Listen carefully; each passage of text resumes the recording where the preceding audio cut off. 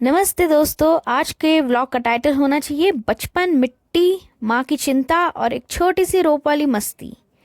कभी कभी लगता है कि नेचर के साथ रहना अपने आप में एक फुल टाइम एडवेंचर है। और जब आपके साथ हो एक 2 साल की, दो भी नहीं 1.5 ईयर्स की क्यूरियस एक्सप्लोरर जिसका नाम हो सारण्या, तो हर दिन एक नया कहानी बन जाता है। तो चलिए फिर शुरू करते हैं आज का केलकर फार्म का एक और दिन आत्मतृप्ति की दुनिया से। तो आज क्या हुआ, सुबह सुबह जैसे ही मेरी आँख खुली सबसे पहले मैंने देखा कि सारन्या के ना हाथ पे छोटे छोटे से रेड स्पॉट्स जैसे बम्प्स आ गए हैं। ये कुछ दिनों से थे बट अभी धीरे धीरे धीरे धीरे ज़्यादा होए जा रहे हैं और वो बढ़ रहे हैं और इचिंग हो रहे हैं। तो अब माँ हूँ, पैनिक बटन तो नेचुरली प्रेस हो गया। पहले लगा किसी कीड़े ने काट लिया या मिट्टी में कुछ हो गया। तुरंत घर फ़ोन लगाया, एक फैमिली डॉक्टर को कंसल्ट किया। तो उन्होंने बोला कि सोफ्रामाइसिन लगा दो, तो वो लकीली वो मेरे पास था।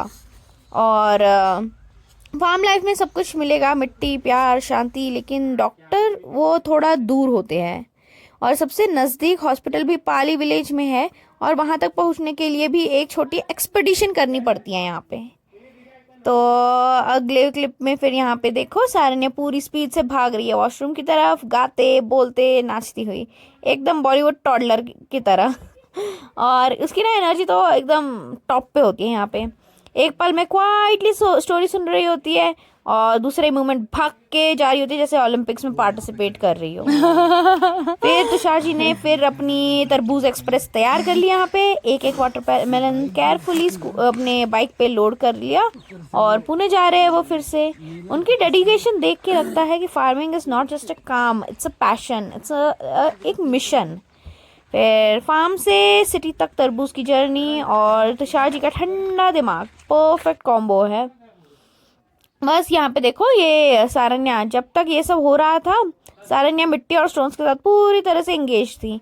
मिट्टी में लथपथ, कपड़े गंदे, हाथ पैर सब मिट्टी से भर गए, लेकिन मेरा मन एकदम शांत था।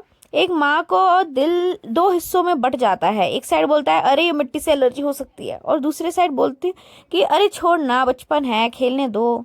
लेकिन अब जब के जो बम्प्स है वो बढ़ने लगे तो थोड़ा सा स्ट्रिक्ट बनना पड़ रहा था। पर मैंने कहा कि सारन्या, पानी और मिट्टी दोनों से दूर। पर क्या करें, मिट्टी और पानी तो नेचर का सबसे बेस्ट टॉयज है। बिना बैटरी, बिना रिमोट, सिर्फ इमेजिनेशन चाहिए। फिर जोक में मैंने उसको बोला कि सारन्या हाथ पीछे बांधू क्या?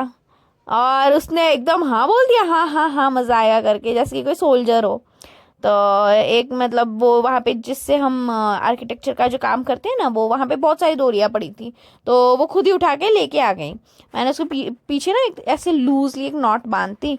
और ये मैडम तो मतलब एकदम प्राउडली वॉक करने लग गई और इधर उधर जा रही थी, सबको दिखा रही थी। पहले गोटिया मोतिया उनको दिखाया उसने, ये देखो कैसे बांधा हुआ है। फिर अंदर वहाँ पे कार्लोता, जहाँ पे अंदर झाड़ू लगा रही थी ना, वहाँ पे लेके गई और कार्लोता को दिखा रही थी कि देखो, सबको एकदम मतलब प्राउडली दिखा रही थी। और कुछ पल ना ऐसे होते हैं कि आपके दिल में बस जाते हैं बिना किसी स्पेशल म्यूजिक के भी। तो वो सीन ना इमोशनल सा बन जाता है। उसके बाद हम दोनों फिर वहीं पे बैठ गए धूप सेकते हुए। और वो मतलब हल्की सी सुबह की जो धूप होती है ना, जिसमें हम मज़ा आ जाता है, मतलब ऐसे धूप तेज़ भी नहीं लगती। उस धूप में हम रोज़ सुबह से बैठ के नर्सरी राइम्स का ना एक सेशन करते हैं। तो यही है अनस्कूलिंग का मैजिक, जब लर्निंग होती है नेचुरली, बिना प्रेशर, बिना सिलेबस।